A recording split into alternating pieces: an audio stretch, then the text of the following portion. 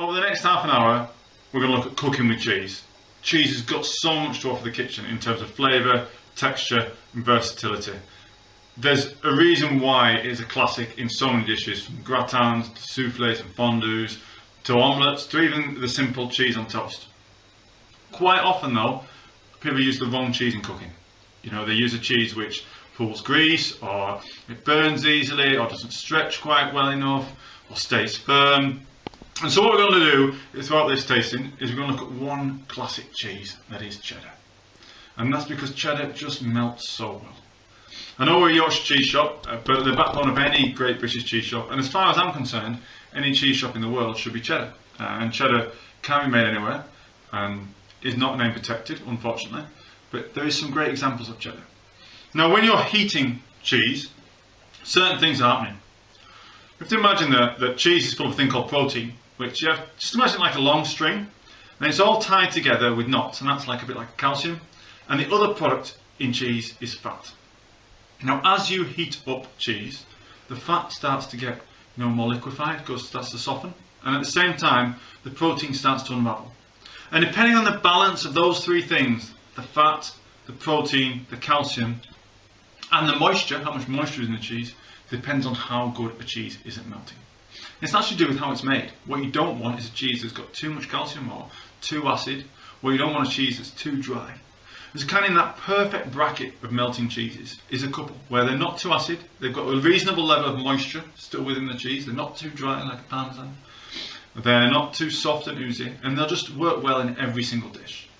Fitting in that gap, Gruyere, that's quite moist, quite not that acid, quite high level of calcium. Gouda, they wash the curd in Gouda, which kind of stabilises it, and that helps it be a really great melting cheese. And cheddar.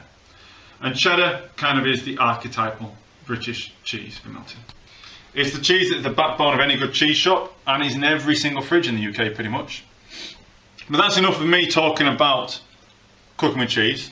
We're going to go and talk to an expert chef from the region for how he uses it and what he loves about cooking with cheddar. This is esteemed chef Tommy Banks of the Black Swan at Olstead, Made in Olstead group. But you use cheese quite a lot in your cooking throughout your dishes. Yeah, we use a lot of cheese,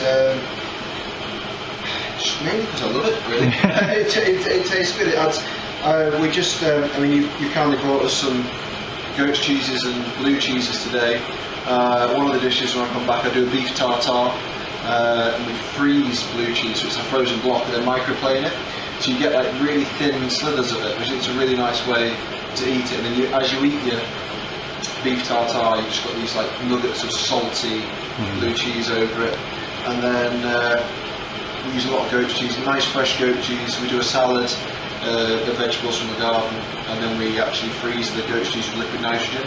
So it's almost like them sort of sweets, ice cream sweet cheese frozen really hard, but then they melt instantly in your mouth and you get that salty, fresh, sort of chalky goat's cheese, which is really refreshing. So I think that the great thing about cooking with cheese is that you get so many, cheeses have so many different characteristics. You talk about the blue cheese there, which I use on a rich aged beef, then also you've got a fresh, chalky, zingy goat's cheese, does a totally different job.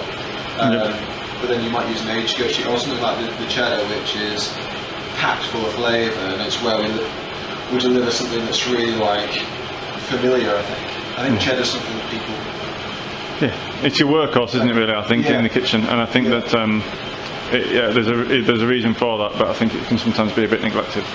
It's over 50% of cheese sales in the UK is cheddar, and in fact, from one creamery in the south of England, an industrial creamery down there, the Davystow Cathedral City Creamery, it's in 1 in every 2 fridges. So half of you at home have either Cathedral City or Davystow cheddar, which is from the same factory, in your fridge. And it's kind of a bit neglected really, because cheddar, I think, has become a famous cheese, isn't it? It's known throughout the world, but it's but it is a great cooking ingredient. You know? Yeah, it's perfect. I think it's a great melting cheese, isn't it? There's no cheese that really melts quite like cheddar. And then from getting more of a chefy point of view, from a cooking point of view, it emulsifies into things very well. Like if you were making a cheese sauce, that would be my go-to, especially a good strong cheddar, and it really works. I don't think you need Parmesan or anything like that for a cheese sauce. Some other cheeses just don't work that well into things, and they can be a bit greasy or a bit grainy, and it's just got the perfect texture. Exactly. I mean, the reason technically, I mean, we cover a little bit of science. We are going to put a bit more on the blog if you're interested in the science behind melting. So there's three main categories, but what you're looking for in a good melting cheese is something that's a high fat content. Low fat doesn't melt, it'll burn a little bit more. You're looking for something that's fairly moist. So when you're looking at your cheddar, you can get drier cheddars, like some of the Farmhouse cheddars are really dry and nutty, and they're great at kind of fabulous examples of cheddars. Sometimes you get the Montgomerys, which is quite dry and nutty, but they kind of don't melt quite as well, but they'll add they use them in a different way within a dish. You can kind of use them as a garnish almost, or like a seasoning, can't you? Yeah, shave them or something like that. Exactly, and I mean, the backbone of our shop, kind of the quintessential cheddar that's always been in our shop has been Havard cheddar. Now, I love Farmhouse cheese, I'm a big advocate of it, you know, as are you, and you've always very closely supported our business. I mean, I don't think sometimes I'd be here if it wasn't for the Olmsted group, but you know, it's, and the thing about Havard cheddar is it just expresses its terroir really nicely, and it's not for me, there's probably 9 or 10 cheddar makers who are making on their farm, and they're making with raw milk. We do kind of a virtual cheese tasting where we do 6 Farmhouse cheddars, Lincoln cheddar, Montgomerys, Havard cheddar, St Andrews cheddar, Dale End cheddar, and yeah, another guest like Pitchfork, and we taste them alongside each other, and it's not about which is best, it's about they're all fabulous, and that's one of the great things about farm cheeses. That's exactly the point with Farmhouse cheddar as well, because I think the thing is, cheddar's become this name which is quite a generic cheese. People think of it, and like you say, it is in one of every other person's household, and that's quite a generic cheese which doesn't necessarily have terroir or anything particularly interesting about it. What I love about when you get a Farmhouse cheddar is you're actually tasting a single herd's milk. You're tasting the area, and it's not generic, and I think that's the real point to get across with cheddar. It is the backbone of the kitchen, it is the staple of everything, but then equally there's cheddar and then there's cheddar, and I think this you can compare to any of the finest cheeses in the world, because it's just so interesting, and you really taste the real nuances of it. I think what blew my mind was the first time I ever came over to Courtyard Dairy, you had a whole batch of Havards coming in and you were trying them all, and doing exactly this, just taking a plug out, and it just amazed me the difference in the cheddars, and they were ones that had been made a day apart. Yeah, week apart. Yeah. And I mean, Havard are really great cheese makers, but you know, they do vary, you know, if the cow's on slightly different pasture, if they're, you know, eating slightly different stuff, if it's a slightly warmer day when they make cheese. And we're working with a living product, you know, even keeping it in how we mature it. You can get a whole range of different flavours. You know, I really love the Havard, because I think there's lots of reasons why I love the Havard, and that plays on why it's one of the great melters, is it still has a bit of moisture to it. So a lot of traditional cheddars, because they're cloth bound or they've got natural rinds like this, they dry, which means that they're great in other ways. But the Havard, what I'm looking for from a good cooking cheese, is one that should cut easily, you know, at room temperature. What you're looking for in melting of cheese: moisture, higher moisture content, better melter. Higher fat content, better melter. Acidity, so something that's not too springy, not too crumbly. It's that medium acidity, 5 to 5.5 pH, and calcium. It needs the calcium in the cheese to melt. For most dishes, therefore, a cheddar, a creamy Lancashire, Gruyere style, kind of the perfect cheese for cooking. It has the strength of flavour, but its structure, moisture and acidity, calcium, means it melts extremely well. So it will give it a sharp flavour which will come through in the dish. And cheddar has become a kitchen staple, but its kind of brilliance is often overlooked as an ingredient. So a good rule of thumb for melting cheese is that when it's at room temperature, it should have a nice softness to it, and it should cut really easily. That's a good rule of thumb. You know, it should be soft, it shouldn't be crumbly, it shouldn't be acidic, it should have good structure to the piece. And this is a cheese that will just go nice and soft and stretch. As the cheese matures, actually, it can start to go a bit more brittle, but there's a fine sweet spot in the middle of its life when it just will melt really, really well.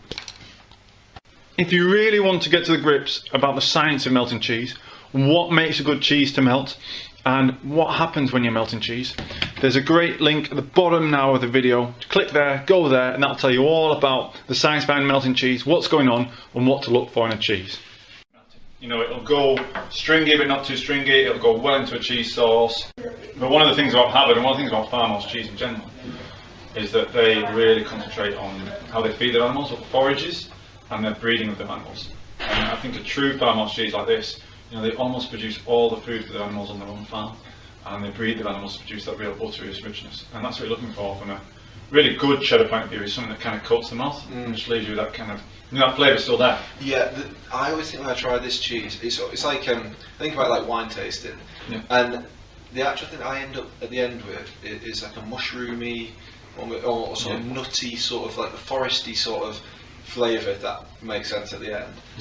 And then at the top, a big acidity, blue in there, which is definitely not what you'd see in a no, I mean, I really like the natural bluing. For me, it's all about flavour, and because this has got a natural rind, you occasionally get cracks and you get those natural bluing bits in there, but they always have like a booziness to them. And I really like that. They've got a little bit of a funk, which is delicious.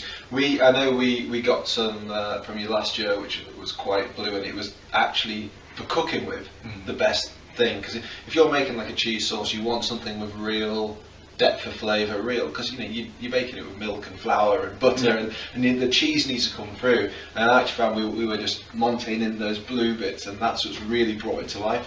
It was arguably the best cheese for cooking with. And that's kind of why cheddar is such a great ingredient, because it kind of has that softness, but it melts really well, doesn't go stringy, doesn't split, doesn't go greasy, doesn't like some. There's three types of cheese really. So in terms of your cooking, you've got cheeses which aren't very acid, like paneer and halloumi and ricotta, and they won't cook at all. They won't lose their structure. Then you've got cheese that are really acid, like feta, little goat's cheeses, and like Cheshires and Wensleydales, really acidic. And again, because they've got no calcium in them, they don't cook at all. Whereas cheddar and Gruyere and a few of the others sit in that middle bracket. But the thing I like about cheddar is it can retain a nice softness to it, which means it melts really well. And Parmesan sits in that bracket as well, because it's so dry, it doesn't go stringy, it kind of just stays a little bit. And so it has a nice softness, which means it can stretch really well, but it has that sharpness to it. And that's what, it kind of add that extra depth to your dish. But yeah, how do you use cheddar in your I think the interesting thing you touched on there is actually, you talked about a Gruyere, which definitely has a job in cooking, doesn't it? And Parmesan has a job, but I think this can actually do all of them jobs. It can do a bit of everything, because it does act as a seasoning because of its richness, its tanginess, its saltiness, and it does have the flavour to carry through like a Gruyere would to use in a sauce or something. But then equally, great cheese board cheese as well, because it's nutty, it's very rounded. The thing we do most with Halford is we make a custard. This is the cheese custard that we make. We serve at Roots and at Maiden also, so you can see it's real glossy, and that's basically the cheddar cooked with eggs, a little bit of cream cheese and a small amount of goat's curd. You want to try that, Andy? Yeah, thank you. But if you did it, you need something that will cook well, will emulsify in, so you get that lovely glossy texture, but also has a real big punchy flavour to sort of come through when you're cooking it with that cream cheese, which is quite a mellow thing. It's almost like a savoury sort of cheesecake mixture. So use the cheddar to add a backbone in this case, really, I suppose. Yeah, exactly. It's like, I guess almost like you would use Parmesan or something like that, or Gruyere. If you went to a French restaurant, I'm sure they would use something very different. But we make the sourdough, which is use Yorkshire Organic Miller's flour, so it's totally stone ground.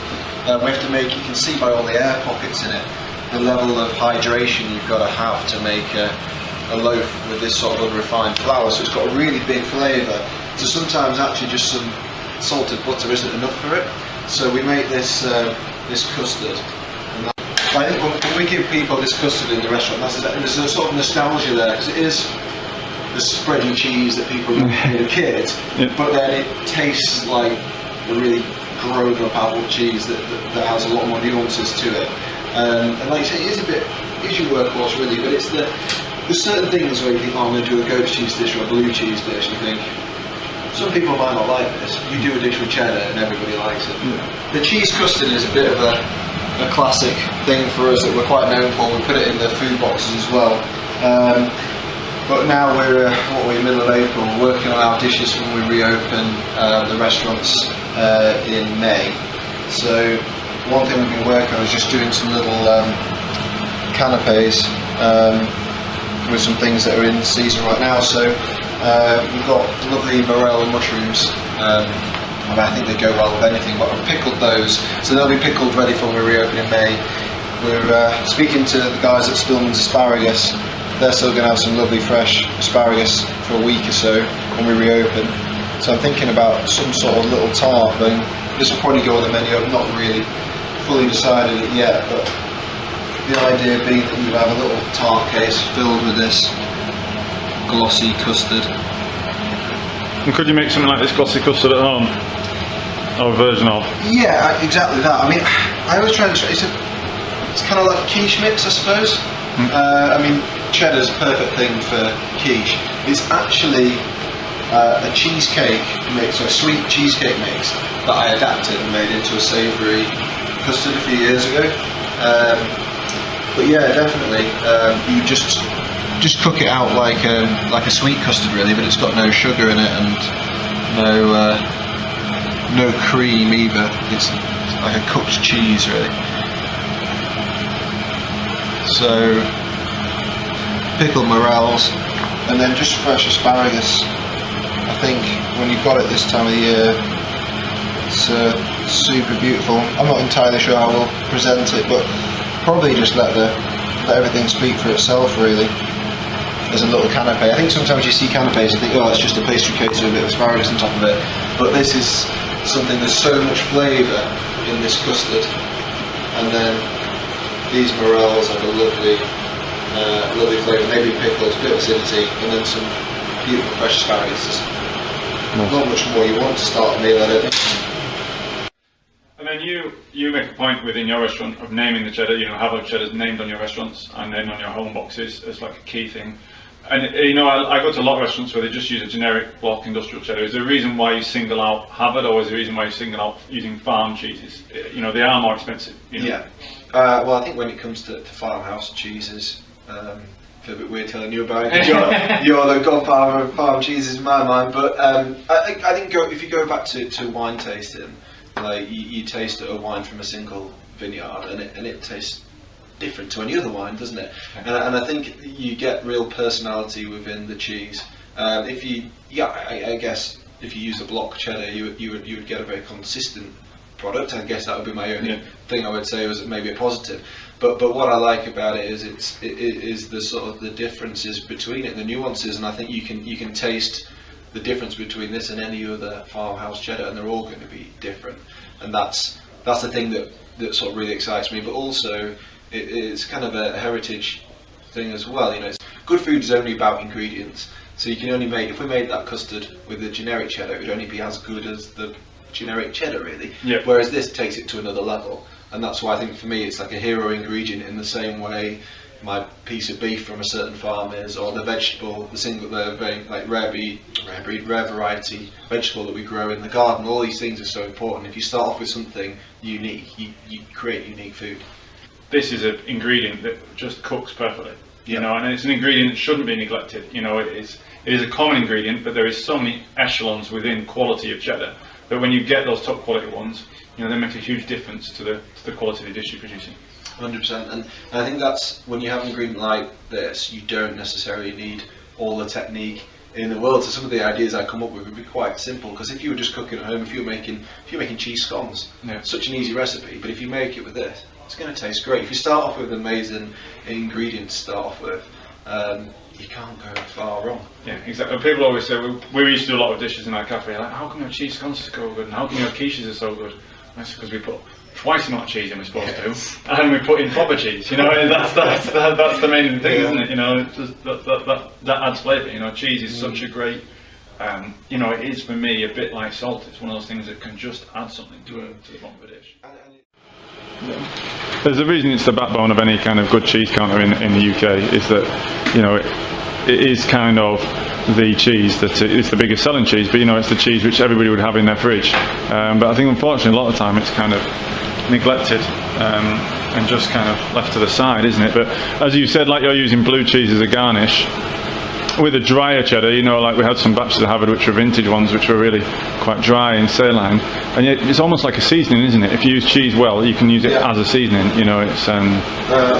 I think some of our box meals we did at Made in Oldstead, we had some of that really dry, crumbly Hertford cheddar, and actually I blended that with breadcrumbs, but only like 10% of the Havard, because like it is a season, it's strong, and it just kind of, and use that to top sort of our sort of oven ready meal sort of things, but it just lifts it to another level, because the first thing when you go for this crunchy top is you get that big hit of cheddar, and it browns the whole dish off. You know, cheddar did originate in Somerset, then spread throughout the world, and it became this recipe and this style.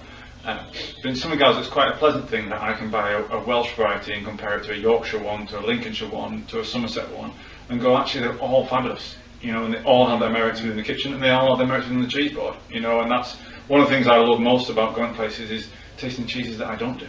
You know, and cheddars that I don't do, because they're just fabulous. They should all be, these little independent farms should be seeked out and supported, and their cheddars, no matter where they are made in the country, and they should be used in cooking as well. You know, because it'll make your dishes taste almost as good as yours.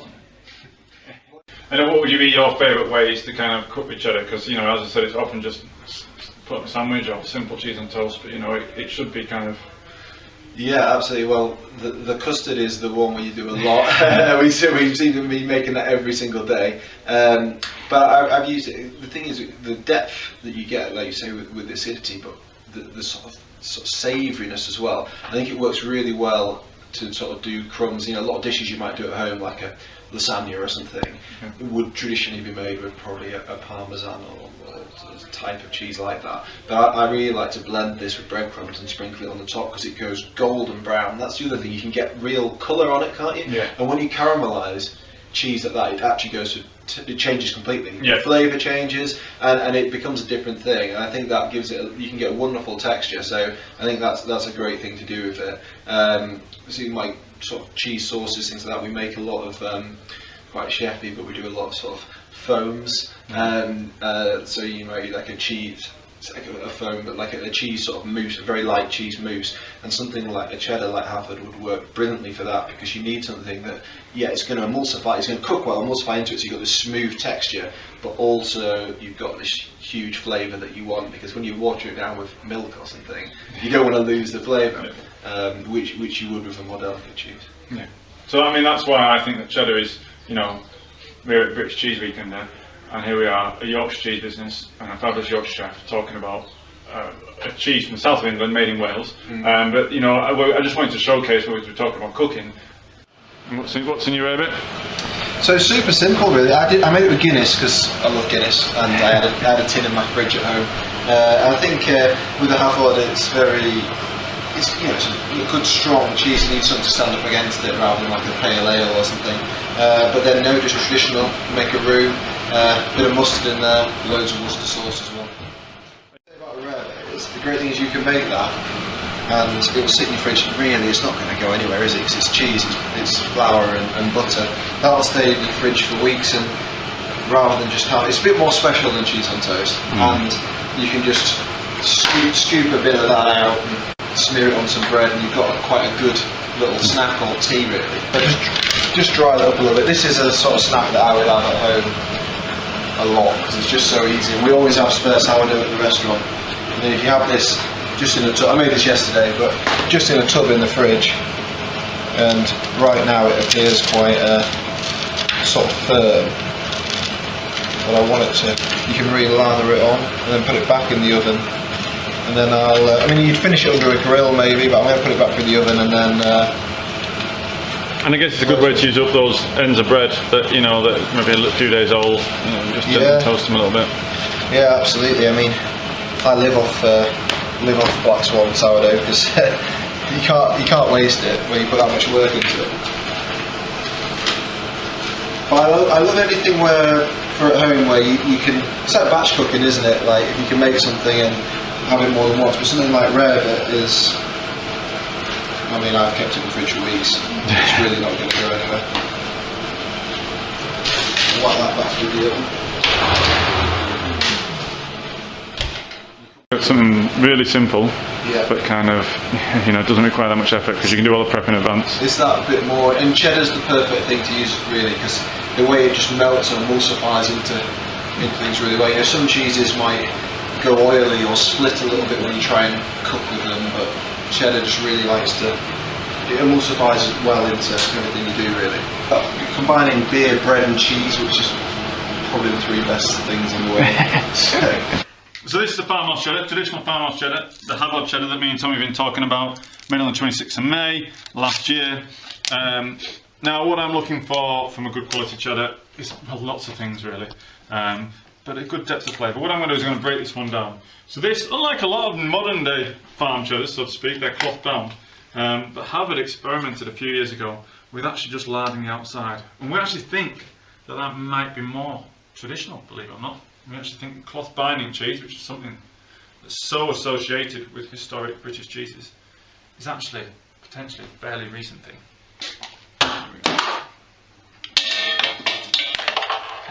Classic Farmhouse cheddar, freshly spit, and a lot of those flavours, a lot of the smells are quite volatile, and this is when they're at their best, and that's why it's important to get a fresh piece of cheese when you're using it in cooking. A lot of those flavours, esters, alcohols, part of the essence of the cheese is all trapped in when it's all sealed up, but the minute I open it, it releases that flavour, and that's what we're looking for, and that flavour will dissipate and mellow with time. So if you want to use cheese for cooking, get great quality cheese, but also use it fresh. Don't put this in the back of your fridge and forget about it. The flavours are only going to dull. For some great recipe ideas, just follow this link at the bottom of the video. It includes the rarebit recipe you see here, a classic scone recipe for the very best cheese scones, an amazing little beer and melted cheddar pot with crispy chorizo on top, and lots more inspirational ideas from some of the top restaurants throughout the country.